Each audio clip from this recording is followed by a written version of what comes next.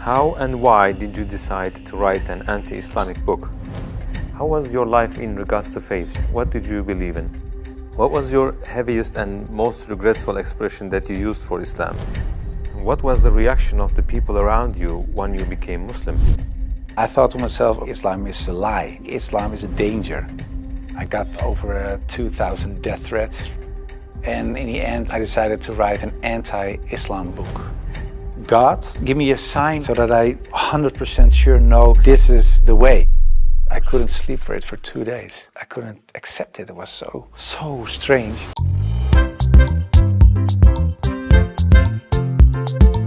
Assalamualaikum warahmatullahi wabarakatuh. Ketemu lagi di channel Adama Entertainment, channelnya tentang video Islam dan juga kisah mu'alaf. Sebelum mulai, jangan lupa untuk like dan juga subscribe ya. Tanpa panjang lebar, ayo kita saksikan.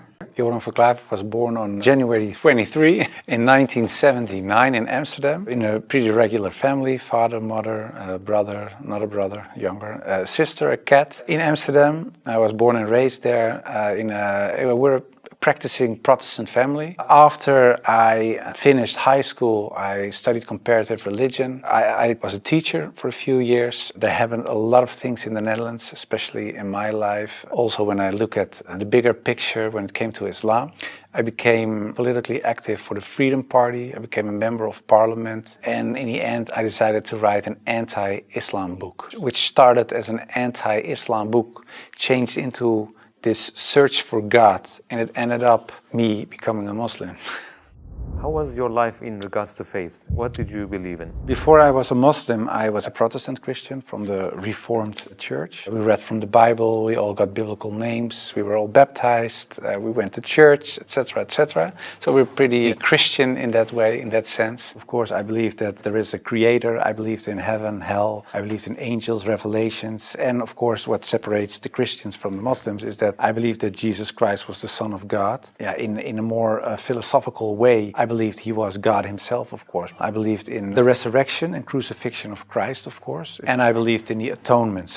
But because the Trinity is a very complex concept, whether you believe it or not, it's still very complex. Because if there is a God in the Bible, it says God is eternal. But if you are eternal and you die, you cannot be eternal, immortal at the same time. So that was something when I was a little older, 16, 17, I started questioning things like that. It's not very logical. I talked to many priests, preachers, even rabbis, and the answers I got weren't very satisfying. That made it for me kind of complex, and in the end I had some doubts about stuff like this, but I said, well, I set it aside and I thought, okay, I just believe it, and perhaps I'm not smart enough to get the whole picture. And I still believed in God. I still believed that Jesus was a very important person. I believed he was the Son of God, but how it exactly was, I left it for what it was. How and why did you decide to write an anti-Islamic book? After high school, I went to university and I did comparative religion. And the remarkable thing, I think, was that the first day of me going to college was September 11, 2001. Already thought, okay, these Muslim guys are kind of crazy and this religion isn't the truth. Then a few years later was this guy in the Netherlands called Theo van Gogh, Theo van Gogh. He was a famous filmmaker and he was killed in the street. He was shot and they tried to slit his throat and they put a knife in his stomach with a letter on it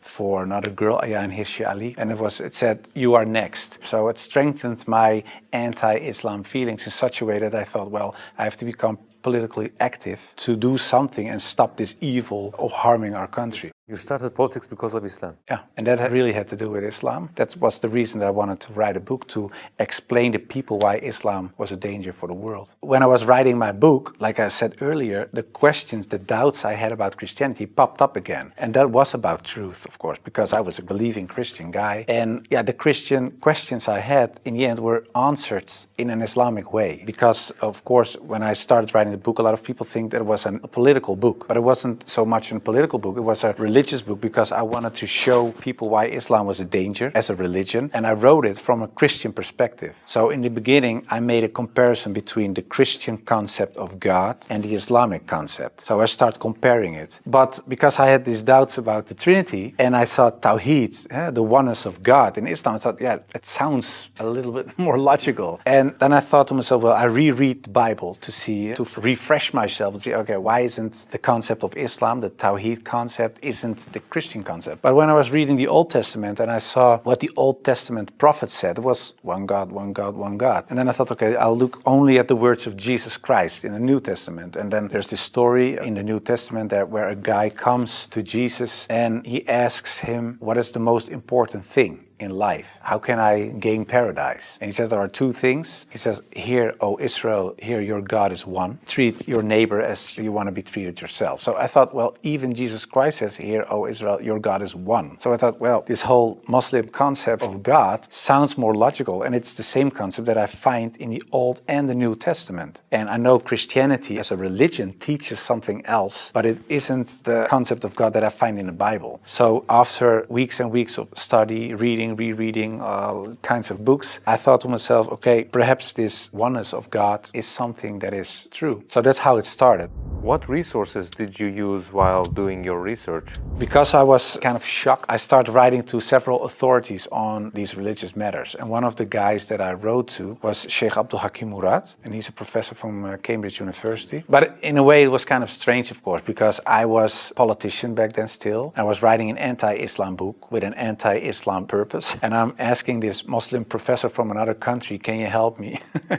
So I told him, I'm writing a book. I have a lot of questions. So I was very plain why I thought, why is Islam promoting terrorism? Why is anti-woman? Why is anti-Christian? Anti-whatever. After, I think, 6 weeks, he sent me a very extensive email. And he started explaining, directly answered a lot of my questions. But he also told me, you have to read this article, read this book, read that book, ask this person. And so he was very extensive in his way of explaining. But in the end, after I read all these books and articles and made a comparison between prophets from the Old Testament with Muhammad, peace and blessings be upon him, I had no arguments anymore to say they are prophets and he is not. And I thought to myself, well, if I accept Moses on these grounds and I cannot accept the prophet, then there is something else. So I thought, why don't I think he is a prophet? And I thought, oh, perhaps because he had many wives. But then again, when you look at Solomon or you look at King David, Abraham, there are a lot of people in the Old Testament that had more wives.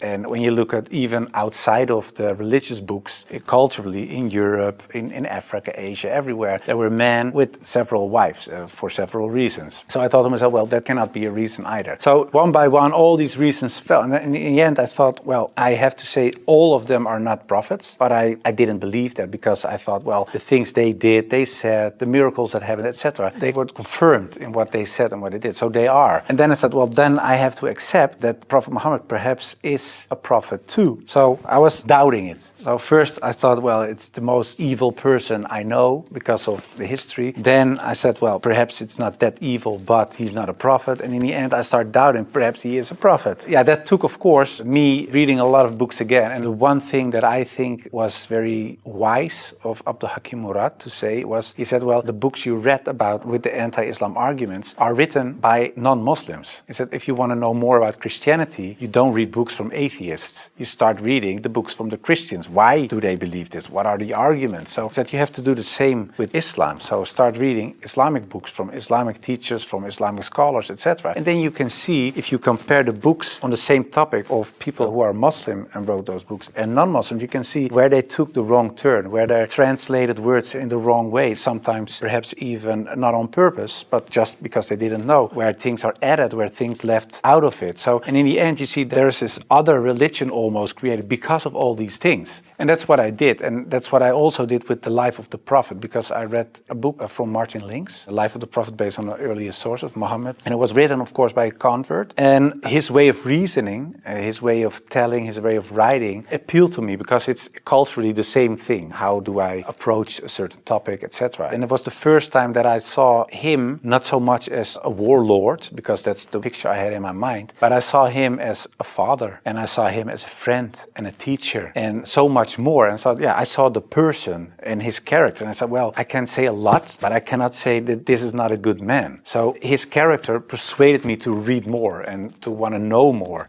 What surprised you the most while doing your research? The story about Hind, there was something that, like a switch, like I had to change. And that was because I thought Hind, she was the wife of one of the enemies, Abu Sufyan. And in a way, they gave money to kill Hamza, the favorite uncle of the Prophet. And that was what happened on the battlefield. He got killed. They even paraded with his ears and cut off his nose and horrible stuff. So the Prophet was deeply sad, of course, of what happened. And years later, he became powerful. He came in power in Mecca. And then there was Hind. And I was reading this book and I thought, okay, now she gets crucified or her head gets cut off or something like that. But he said, well, I cannot look at her right now, but everybody is forgiven. And if you want to stay here and live among the Muslims, it's possible. If you don't want that, you can go. But bloodshedding is over now. And I thought to myself that she was forgiven. If you can forgive someone who kills a relative, especially a favorite uncle of you, even starts parading with parts of his body to show other people that she humiliates you and whatever you stand for, that means you have such a great character. It's very special. It's something you don't see. And that's what he did. So I thought to myself, well, it was a really special guy. And when I thought that, I thought, yeah, well, I have these arguments for him being a prophet. I see his character. I see the way he treated other people. I see how he treated his enemies. I think he is a prophet. But then I thought to myself, whoa, that's horrible. Because I already accepted this oneness of God. And now I say he is a prophet. If I say there is only one God and Muhammad is his prophet, that's almost shahada. So I thought to myself, okay, let's close the books. Stop. This is going in the wrong direction. And of course, I wasn't that anti-Islam anymore because of what I read, what I saw, and what I experienced. What I tell you now, it sounds a little like a fairy tale, but it really happened. In the end, there were all these books at the table. And when I had this feeling of, yeah, okay, this is shahada in a way, I thought, well, I put all the books away and I put the books on the highest shelf. But there were so many books that a lot of books fell off the shelf. And one of the books that fell off the shelf was the Quran. And when I picked it up, my hand was on a page with Surah 22, Ayat 46. And it says, it's not the eyes that are blind,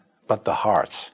And I thought to myself, that really is my problem, because it wasn't the eyes. I really could see what I'd written down myself. Nobody forced me to write this book. Nobody said you have to write this or that. I started writing myself and I could see it with my own eyes, but I still couldn't accept the fact that I said he is a prophet, there is this one God. I just couldn't. So it wasn't my eyes that were blind, but it was really my heart. I couldn't accept it. I think my nafs or whatever, my ego, I couldn't accept it. And I said, well, God, I don't care if it's the God from the Bible or the Quran, give me a sign or something so that I 100% sure know this is the way. And I went to bed, but when I woke up, I felt very secure in myself. I really felt very secure. I've never been more secure about anything else. The whole anxiety or the whole doubting issue, it disappeared like snow for the sun. And I thought to myself, well, I think I'm a Muslim. Well, and then of course I had to tell other people. What was the reaction of the people around you when you became Muslim? Assalamu alaikum, brothers and sisters. We saw that 80% of our audience, including this video, are not subscribed to our channel. As you know, we are a non-profit organization and advertisements are disabled on our videos. So the only reason we are asking for this is to spread the truth. It may seem like a small act, but inshallah, it may be a means of guidance for many people. Now let's click the subscribe button and let's together walk towards eternity. What was the reaction of the people around you when you became Muslim? Most of them were very negative, of course. For a lot of people, especially some uncles and aunts, it was kind of a shock. They heard it when it was on the news. I told my mother, and my mother started crying. And my wife was pretty open. Yeah, she was very cool about it. She said, well, if Islam is what you really believe and that's in your heart, who am I? And yeah, some people from my old work were really aggressive. I got over 2,000 death threats from people who used to support me, of course. People who voted for me. People said the most horrible things. We will rape your wife, shoot you, we know where your children go to school, stuff like that. And most of them, of course, is nonsense because they're crazy people writing things on their computer. So it was kind of a hectic time. And I had to tell my work, of course, and it was this Christian organization. So to say that the leader of the pack, he said, I can't believe it. And he said, well, I noticed this change when you talked about certain topics on radio. You were kind of a little more mild, not so harsh anymore, but you becoming a Muslim? And after I said, yeah, I became Muslim, he said, I couldn't sleep for it for 2 days. I couldn't accept it. It was so strange. But the hardest part for me was telling my grandfather, because my grandfather was dying and he was 93, 94 years old and he was on his deathbed at home. I had to tell him, and my mother told me, yeah, you have to tell your grandfather. It was her father. So I said, well, then you have to come with me. It's got like a shield. And I just said, well, grandfather, I became a Muslim. And then he closed his eyes. And I thought he stopped breathing because he was so old, and he really stopped breathing for a while. And then he started breathing again, and he looked at me and he said, well, at least you didn't become a Catholic. So it was very funny. The last thing, and my old boss from the radio, he said, well, how do we know that you're not becoming Hindu one day or something else? And I told him, well, I never chose a religion one time, and it was when I became a Muslim. Before that, I didn't choose my religion. I was born in a Christian family. I was raised in a Christian way. And I'm very grateful for all the good things that it brought me. But it was not my decision. And the only time I made a decision was me becoming a Muslim. And it was the most, like I said, I think the most important decision I made. And it was the most rational decision I made. I never took years and years to decide one thing, only becoming a Muslim. How did you feel when you made your first salah? It's, of course, a beautiful moment, but very strange as well. Because as a Christian, you're not used to pray like that. You pray with your hands together and perhaps on your knees in front of your bed or something. But I think it's very beautiful that you really prostrate. So you really bow down in the deepest way for your Lord. So that's a very humbling, beautiful thing, I think. And that, it made me feel very happy.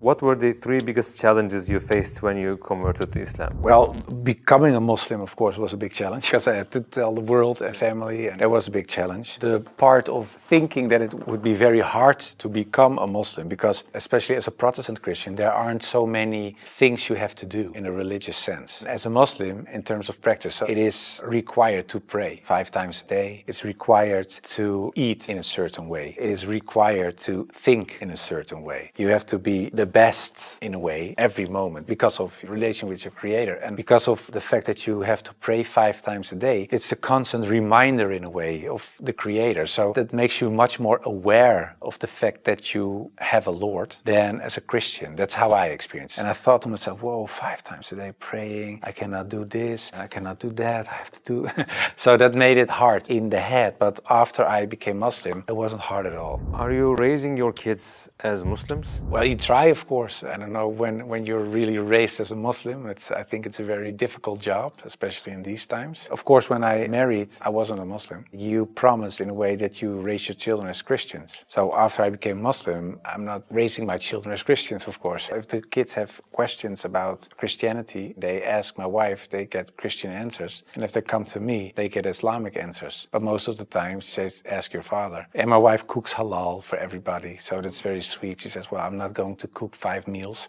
so everybody eats the same. You want halal, everybody eats halal. So in a way, it's like an organic process. What was your heaviest and most regretful expression that you used for Islam? I think Islam is a lie, because that's something I used to say. Islam is a lie, the Quran is poison. But when I said Islam is a lie, that's the whole religion and everything that comes with it. So that's like the highest level of Jahiliyyah in a way. Yeah, that's something I regret, because it was like an umbrella and everything else was under this concept of Islam is a lie, because that was the core thought. And of course, I do blame myself, and I know there are a lot of people out there not practicing Muslims that do so. And in a way, I understand it, because in a political sense and in a social, cultural sense, everything is said and done is still there. I sometimes even hear arguments from people in my old party that I invented in a way. Yeah, that's something that bothers me, and that's one of the reasons that we founded an organization. It's called the IXC, Islam Experience Center, and we go to schools, primary school, high school, college, universities, but also to departments of the government, other social organizations, churches, to take away misconceptions about Islam, to share the message, to show Islam in its true colors. And we do it by virtual reality with the glasses, so it's a very fun experience as well. And we try to erase in a way the things I said and done in the past. How should people research about Islam? Do you advise just searching at Google? No, I would certainly not advise Google. It's the last thing I would advise. I said shut down the computer. No, I think it's very important that people read books, real books with pages and stuff. I would recommend Muhammad, His Life Based on the Earlier Sources of Martin Links, the book I talked about earlier. It's a green book. And I think it's very important for people not just dive into the Quran, because it's a very complex book. And if you don't have anybody who can teach you what you read, especially most of the people who don't know anything about Islam are not fluent Arabic, classic Arabic speaking people. So you will read an interpretation of the Quran or a translation, and most of the time that's not the real deal, of course. So I would advise people just to study the Sirat, study the character and the life of the Prophet, because that's what the tradition teaches us as well. His life was the Quran. He was the living Quran in a way. Just study his Sunnah, and I think that is the best way of discovering Islam. What would you like to say as your final comments? I became much more happy after I became Muslim. So I would like to invite everybody to become Muslim, just because it brings peace to your soul and peace to your heart. It is the truth. It resonates with heart and soul. At least look at it from an Islamic perspective. Try to read and study the life of the Prophet. Try to understand what the Muslims believe. Not so much the behavior of Muslims, because there are a lot of Muslims that don't live like Muslims, including myself. I don't always live like a Muslim. I should, we all do, but you should look at the example of all examples, and it was the Prophet. And if you study his life, perhaps you find guidance that leads you to the truth. Nah, sepertilah kisahnya, bagaimana kan kisahnya ini sangat menginspirasi kita bahwa kita itu sebagai umat muslim, dengan adanya video ini kita itu menjadi terinspirasi bahwa kita itu bisa lebih baik lagi. Dan dengan video ini juga mungkin kalian juga yang mungkin non muslim ya, yang menyaksikan ini, kalian juga mungkin ada gambaran seperti apa bahwa agama Kristen itu tidak selalu misalnya benar ya, karena banyak juga kontradiksi di sini, bahwa agama Kristen, agama non Islam misalnya gitu ya, jika orang-orang mereka itu mualaf itu karena apa, kebanyakan itu mereka itu tahu bahwa Islam itu adalah agama yang benar, agama yang lebih masuk akal daripada agama-agama lainnya. Dari mana kita itu bisa tahu hal itu ya, karena kita mempelajari Al-Quran dan mempelajari agama Islam gitu. Kita itu harus terpikir terbuka. Indonesia itu emang toleransi ya, tapi ketika kita dihadapkan dengan sesuatu agama gitu ya, kita harus mengkaji, misalnya agama Kristen seperti ini, agama Hindu seperti ini, agama Islam juga seperti ini, dan berbeda-beda ya, karena di Indonesia itu banyak sekali agama ya, tapi kebanyakan di channel ini adalah tentang agama dari non muslim ke muslim, dikarenakan agama Islam adalah agama yang paling sempurna di dunia ini. Sampai akhir zaman pun Al-Quran itu berkata bahwa Allah itu akan menjaga Al-Quran sampai hari akhir. Nah, seperti itulah bagaimana kisahnya ya. Dan jika kalian suka, jangan lupa untuk like, comment, dan subscribe ya. Dan nantikan video saya selanjutnya. Wassalamualaikum warahmatullahi wabarakatuh.